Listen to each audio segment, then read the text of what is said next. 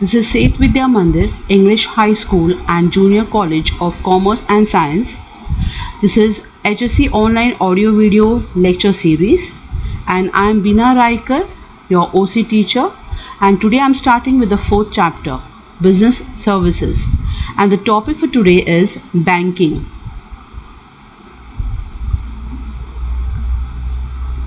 The term bank comes from the French word banco, which means a bench.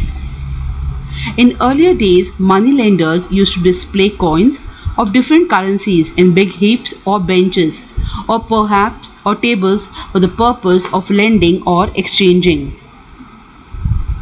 Meaning, a bank is a financial institution which deals with deposits and advances and other related services. Bank is an institution which deals in money and credit. It accepts deposits from the public and grants loans and advances to those who are in need of funds for various purposes. Banks encourage saving habits among individuals and thereby makes funds available for their use as and when required. Banks also help in the nation's development by providing credit to farmers, small-scale industries and self-employed people, as well as to large business houses, which leads to balanced economic development of the country. It also helps to raise the standard of living of the people in general by providing loans for purchase of consumer durable goods, houses, cars, etc. The definition of banking. As per the Indian Banking Regulation Act 1949, banking company means any company which transacts the business of banking in India, and the word banking has been defined as accepting for the purpose of lending or investment of deposits of money from public, repayable on demand or otherwise, and withdrawable by checks, drafts and orders or otherwise. This is the definition according to Indian Banking Regulation Act 1949. It means that a banker who is one who undertakes banking activities. Banking is an activity which involves accepting of deposits from the purpose of lending and investing. Banking activities are considered to be the lifeblood of the nation's economy. Without banking services, trading and business activities cannot be carried on smoothly. Now, there are many types of banks in India. You have the central bank, you have the commercial bank, you have the cooperative bank, development bank, exchange bank, regional rural bank, savings bank, investment bank and specialized bank. Further, to classify them as the commercial bank is further divided into three: public sector banks, private sector banks and foreign banks. Cooperative banks are also further classified into primary credit societies, district central cooperative banks, state cooperative banks. The specialized banks are again categorized into Export and Import Bank, Small Industries Development Bank of India, National Bank for Agriculture and Rural Development. Whereas again you have your central bank, you have the development bank, then you have the exchange bank, commercial bank, cooperative bank, specialized bank, investment bank, regional rural bank, savings bank. The total you have 9 types of banks. Let's go to the first one, that is the central bank. Central bank is the apex bank of the banking structure of a country. It plays an important role in the country's monetary and banking system. Central bank is the most important bank of a country. The main function of this bank is to maintain economic stability of the country, and in reference to the underdeveloped countries, its main function is to bring economic development. This bank issues currency notes, controls other banks and works as a bank of the government. The central bank provides guidance to other banks, whereas whenever they face any problem, it is therefore known as Bankers' Bank. In India, the Reserve Bank of India, in England, the Bank of England, and in America, the Federal Reserve Bank are the central banks. The second type of bank is a commercial bank. These banks accept deposits from the general public and provide short-term loans to traders, manufacturers, and businessmen by way of cash, credit, overdrafts, etc.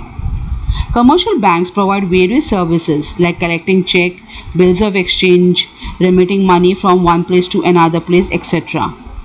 Nowadays, some of the commercial banks are also providing housing loans as per long-term basis to individuals. Commercial banks are of three types. The first one is the public sector bank. These are banks where majority of the stake is held by the government of India or Reserve Bank of India.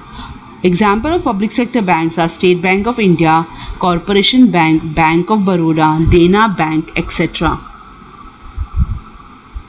Second is private sector banks. In case of private sector bank, majority of shareholder is held by private individuals. These banks are registered as companies with limited liability. The Jammu and Kashmir Limited Bank, the HDFC Bank, Axis Bank, etc. Third one are foreign banks. These banks are registered and have their headquarters in a foreign country but operate their branches in our country. For example, the Citibank, the Standard Chartered, etc. The third one is the cooperative bank. Cooperative banks are financial institutions registered under the Cooperative Society Act. The main object of such a bank is to give credit to economically backward people. In India, cooperative banks are the main source of rural credit.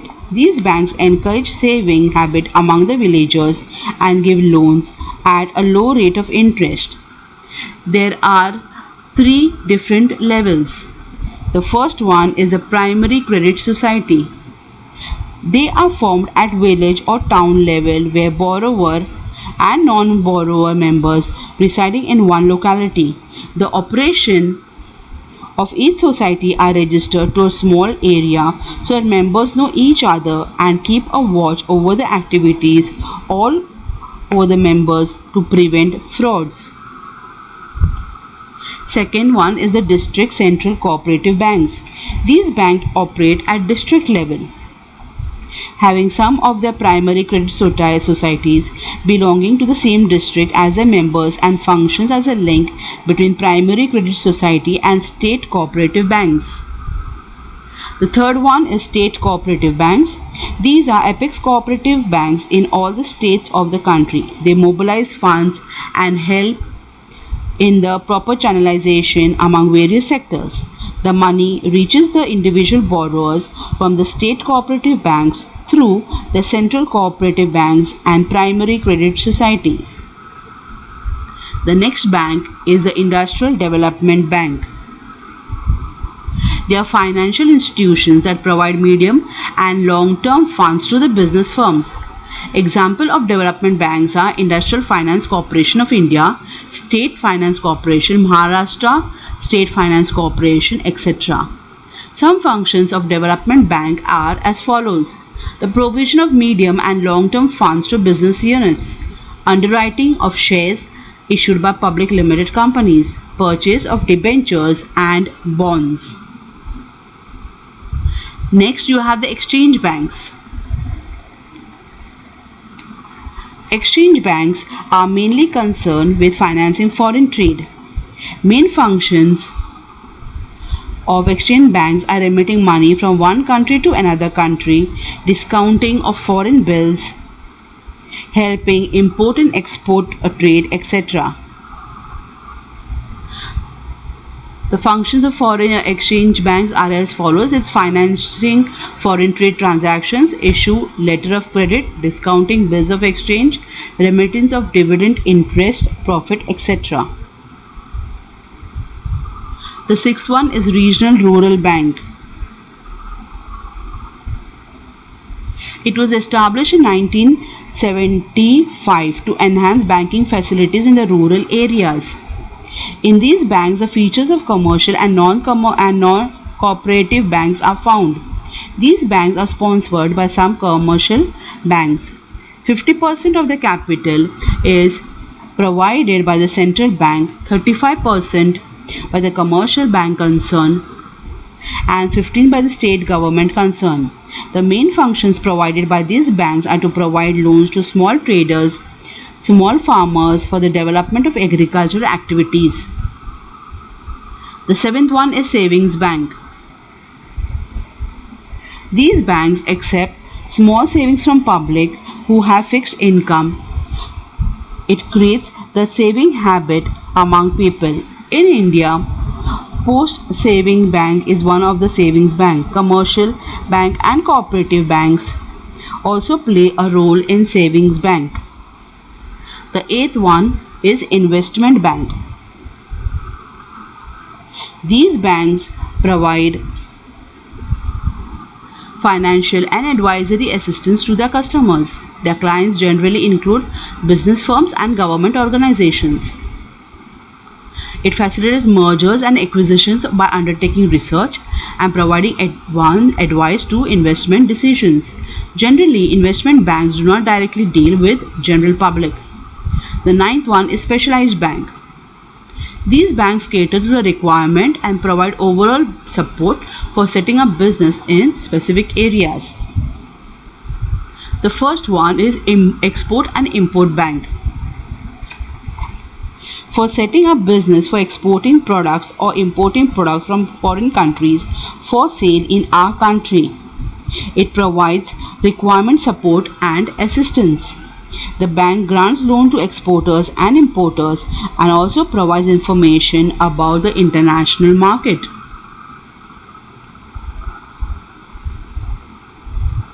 The second one is Small Industries Development Bank of India, that is SIDBI. To establish small scale business unit or industry, loan on easy terms can be availed through SIDBI. It also finances mobilization of small scale industrial units, use of new technology, etc.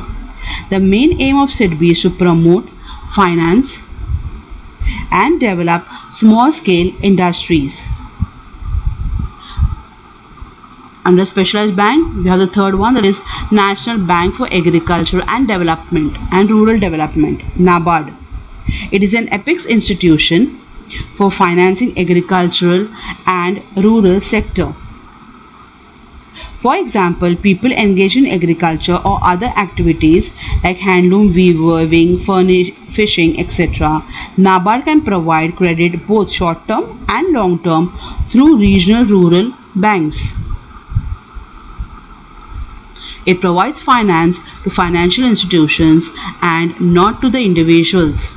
It is concerned with policy planning and operation relating to agriculture credit and credit for other activities in rural India. New modes of banking. Small finance bank. These are the type of banks in India. These banks are a small finance bank license and provide basic banking services of acceptance of deposits and lending. The aim is to provide financial inclusion to sections of the economy not being served by other banks such as small business units, small and marginal farmers, micro and small industries, and unorganized sector entities.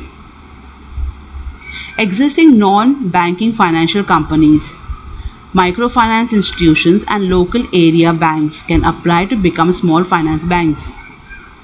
These banks can be promoted either by individuals, corporate, trust or societies, and they are established as public limited companies under the Companies Act 1956.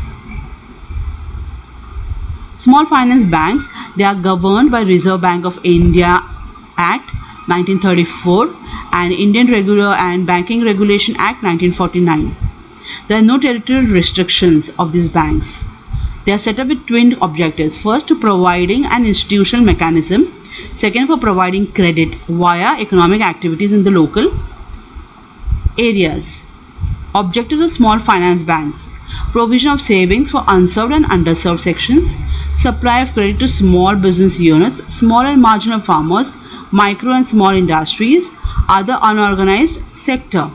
For example, the Jan Small Finance Bank AU's Small Finance Bank, Equitas Small Finance Bank, etc.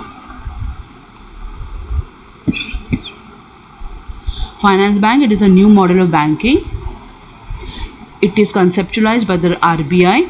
The main aim is to offer financial services to small businesses and low-income people. Carry out all the banking functions. It does not issue loans.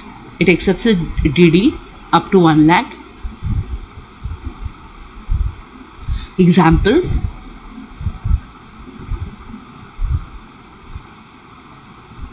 we are finished with this types of banks. Thank you.